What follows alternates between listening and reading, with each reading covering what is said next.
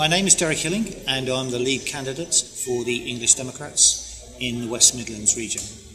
The English Democrats, as Marianne has alluded to, fundamentally believes in independence for England. So we want England to be governed purely by its own parliament.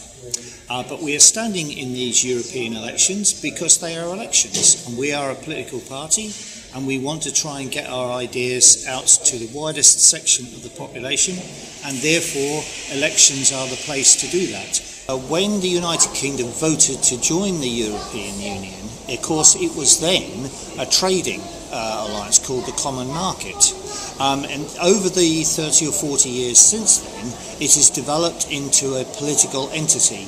Now, that is what we disagree with. We disagree with the giant European superstate that it is gradually becoming. I think all of the political parties are not really coming out and explaining the logic of the Eurozone. The Eurozone will mean that those countries in the Eurozone will have to get closer together politically, and it may mean that London no longer holds the right to be the leading financial centre in Europe. It seems to me that Greece, Italy, Spain will have much less say over what they want to do in the next few years because they are in debt to the rest of Europe.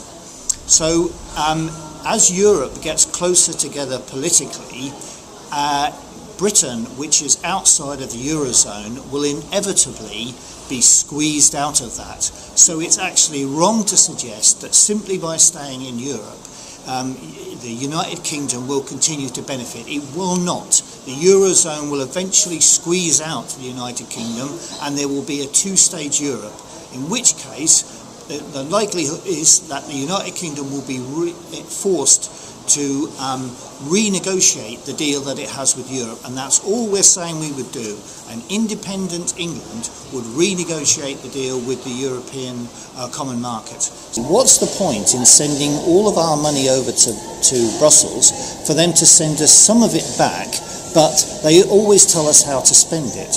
We actually think that it makes more sense for us to keep our funds in England and to spend it how we want. So however much the West Midlands gets from the EU at the moment, if England comes out of the EU, we will save a lot more funds than that, and so the West Midlands will be able to get a lot more funds. If the people in the West Midlands vote for the English Democrats, and I am the lead candidate, so I would be the first beneficiary of their votes, they can be absolutely sure that I would be doing the best in the European Parliament for the West Midlands. If there are any things that affect the West Midlands, any funds that come from the Parliament, then I would be trying to make sure that the West Midlands got a good deal.